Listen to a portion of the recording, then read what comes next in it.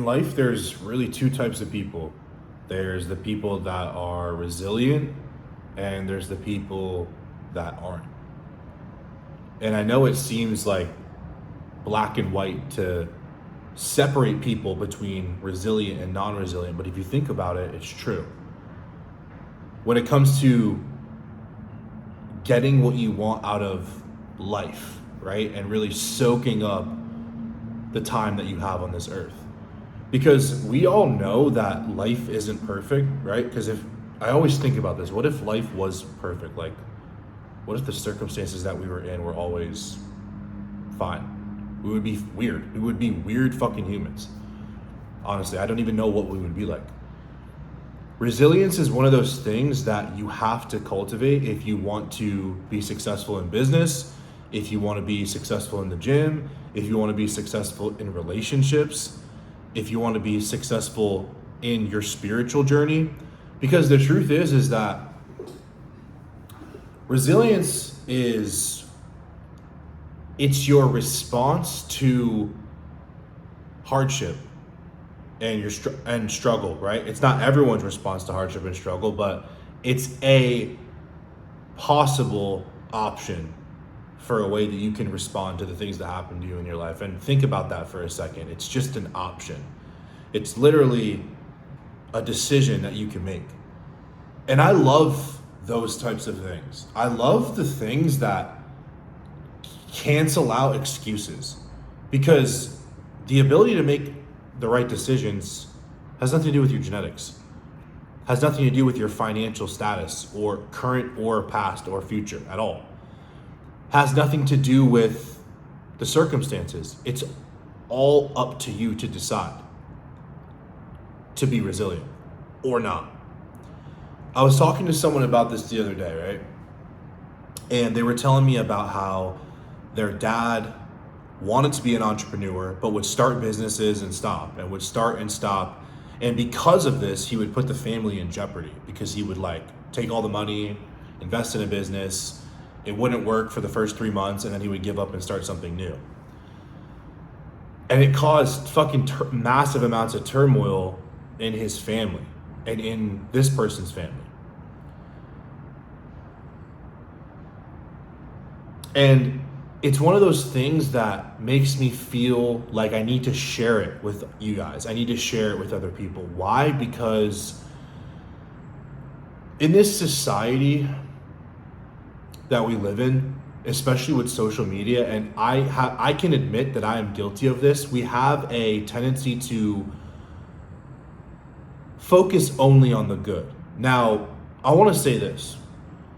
No one in their right mind, even if you are being vulnerable on social media or whatever it is, no one in their right mind is going to continually put a magnifying glass on the bad things that are happening in their life. Or, since we're talking about resilience, the times where they had to be resilient until it's after the fact. Get what I'm saying? Like, this is a lot of the reason why I can make these YouTube videos, because the only reason I'm here at this spot right now is because I chose to be resilient in, we'll say, thousands and thousands of different moments. I chose resilience, right? I chose to bounce back. It's funny, dude. Me and my mom and my sisters and my brother, we have this theme where it's a mind frame, it's an attitude and a mindset that you can adopt when things go wrong, or when you have to be resilient. You have no choice, right? And it's just shrugging your shoulders and learning to laugh at it. I think a lot of people, when they get to points in their life when they need to be resilient, they look at it as a bad thing. They look at it as oh my God, this is the hard part of life. But this is the important thing that you have to understand. That is the good part about life. See, life is always throwing you things in your path to teach you. And I believe that it's God. I believe that whatever you want to call it, God, the universe, whatever, I believe that it's God. I believe that God puts things into our life to fulfill the prophecy of our purpose on this planet. And a lot of it, for a lot of you guys, you're not meant to be docile, weak, lazy, non-creative, non-opinionated, quiet, non-social individuals. You're actually being called to do big, massive things. The only problem that arises is the fact that you actually aren't ready yet. Now here's the kicker, and this is kind of crazy too, because right now I can look out, and I'll even show you. I'll pick up the camera and I'll show you. Right now I can look out onto the ocean. I can see the ocean from this window right here. This is pretty cool. This is, first of all, look at this view. This is a beautiful view. This is not normal for someone like me. It's just so you know.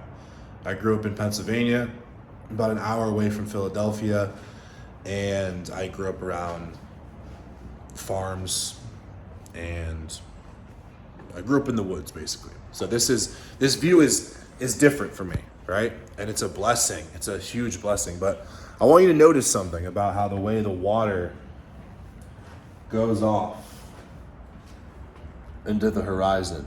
There's actually a line, right, where if a boat keeps going and keeps going, you'll lose the sight of the boat because it's the horizon line. Now, let me just ask you something. Think about this for a second. Beyond the horizon line, is there water? Yeah, there's water. I can't see it, but it's there. I know. I know because I can look at a map and I can see that there's water over there. But from here, I have to operate based off of past knowledge to know that. Now, I know that there's water out there, and I know that, technically, I could get in a boat and find my way to the other side eventually, whatever, right? The other continent, whatever continent is on the other side.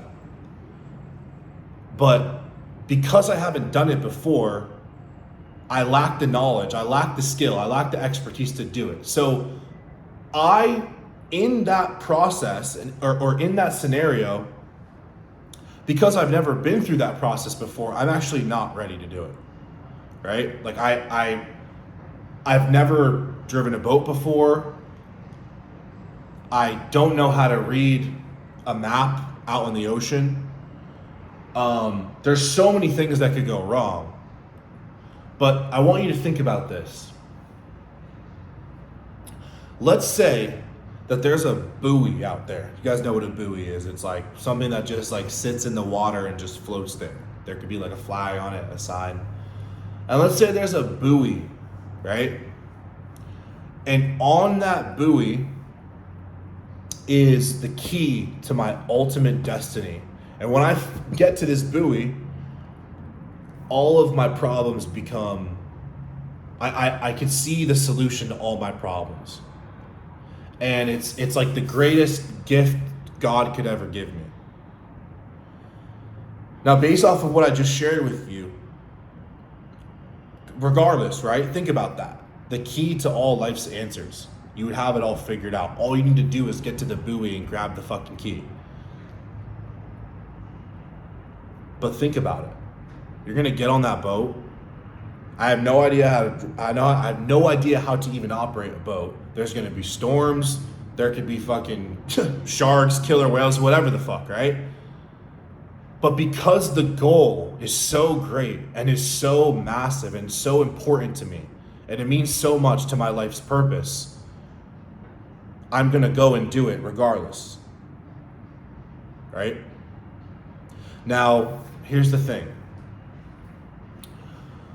We're all called to that spot in the ocean. Look at the ocean as like life, right? And think of like the boat as like the work that it takes to get to the buoy or the end goal. So much could go wrong. And there actually might be a time in there and out there on the water where you think and you question yourself. You actually question why the fuck you're there. And you start second guessing yourself. Why? Because, sharks are fucking with your boat, there's storms, there's a leak in the boat, the map is wrong, the radar's off, you lose communication with the base. And all of these things are going wrong. So then at this point, you still need to get to the buoy, so then you have to operate off of faith. You're not ready yet. You're not actually ready to be that fucking person to get there. But when you get there, you are. Do you understand what I'm saying? When you get there, you're finally ready to be, you're finally that person. But think about it. During that entirety of the time, you had to operate off of faith. You had to literally sit there and believe in something that hadn't happened yet, but you had the belief that it would. And at the same fucking time, there's all of these things happening around you to give you that could give you pretty good reasons to give up. The storm gets too bad. You're in shark-infested waters. At a certain point, you could turn back, right? You could turn back. But this is the point that I'm trying to make. It's and I believe that God bestows a mission for all of us, right? But in the process of that mission and in the process of achieving that goal, God knows that although you have the potential to become the ultimate version of yourself, He knows that in order for that to happen, you have to possess character traits. The only way that you can possess these character traits is if you are met with opportunities where you have to learn them and where you have to use them. Think about it. If you don't use it, you lose it. So think about it. If you want to be disciplined, put yourself in more situations where you need to be disciplined. You want to be stronger, apply weight. You want to be quicker, cut the time block down where you need to get something done. You want to be more urgent, make the goal bigger. Do you get what I'm saying? God doesn't act like, hey, you can just have this dream life and just take whatever you want and it's yours for the taking. Really, it is, but it's at a cost. It's where you actually have to sacrifice yourself, because it's too easy. It's too easy to sit here and say, well, I've never done that before, so I'm not going to do it. And that's not me. And I don't have what it takes. And this is the truth, is all of that's true. Like, you could not do something and say, well, I've never done it before, so I'm not going to be good at it. True. And I'm not ready. True. And I'm scared. True. You get what I'm saying? But all of those truths don't make the ultimate truth false, which is the fact that you still need to accomplish your goals. And this is the thing, right? And the goal as in being the ultimate version of yourself. Let me take a sip of this espresso. You guys like espresso? I love espresso. Espresso break. I think I drink like 4 of these a day. This is actually a normal sized cup. No, I'm just kidding. Back to the serious stuff. But seriously, guys, the reason I'm saying this is because I realized that a lot of men, a huge problem for them is that they just lack faith. They lack faith. And honestly, if I can be honest with you guys, I did for a long time too. And I'm not like immune to like not believing in myself and in the mission.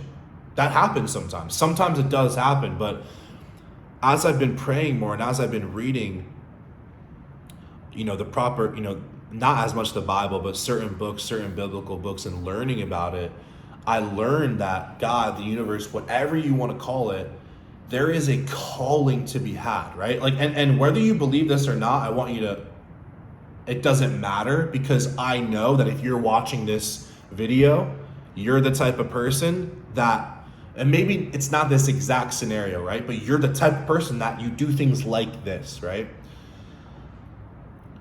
You daydream.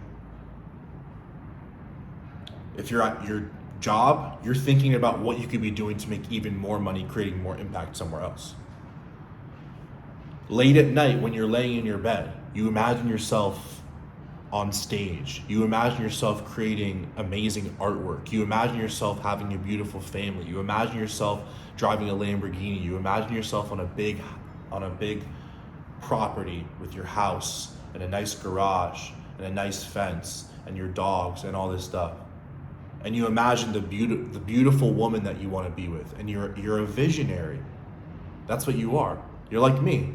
You're envisioning the life that you want to live. I've done it my whole life. You think that, regardless of where I am right now, which is crazy for me, do you think that this look wasn't manifested internally before it is now expressed externally? Do you think I didn't imagine myself covered in tattoos 10 years ago? Of course I did. Do you think I didn't imagine myself as an entrepreneur? Of course I did. See, all of this stuff that happens, I don't really get surprised by it, because this is just confirming my reality. This is my reality. See, I don't operate off of inspiration on a time basis. Do you get what I'm saying? I'm inspired by the goal alone. The goal alone inspires me. So I don't care how long it takes. I'm just happy that I have the goal. I'm happy that I have the inspiration. I'm happy that I'm being fed these messages externally from above, from God, from the universe, that I can then learn and that I can then give to you, but also that I can express it through videos like this. Do you understand what I'm saying? Like, what the fuck am I even, like, think about how crazy this is. Like, I make videos and then I sell coaching. And then 3 years ago, I was on probably to this fucking day, 3 years ago, I was on some random person's lawn who was probably very rich, spraying weed killer on their lawns, knowing that that is not supposed to be what I'm doing to make money. Like, I knew I was meant for something more, but that's the thing. The buoy was this.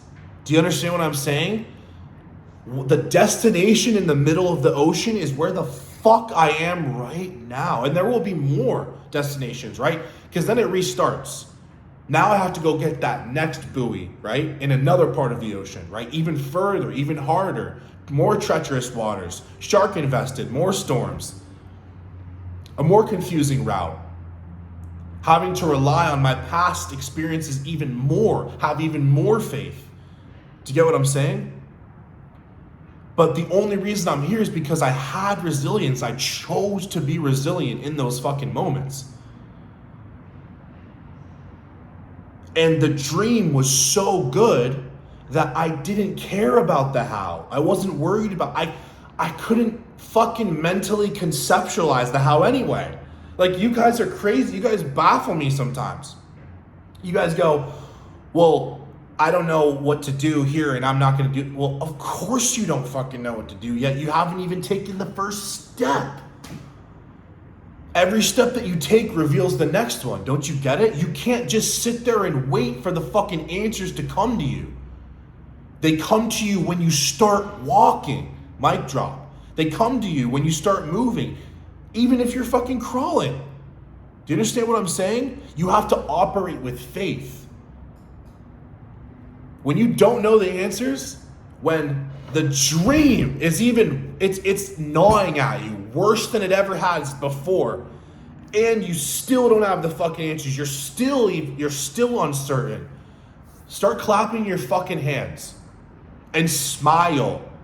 You should be laughing. You should be experiencing joy and laughter. Do you know why? Because you're being led and the path is now being illuminated for you to reach the ultimate version of yourself. You're fucking welcome. Thank God.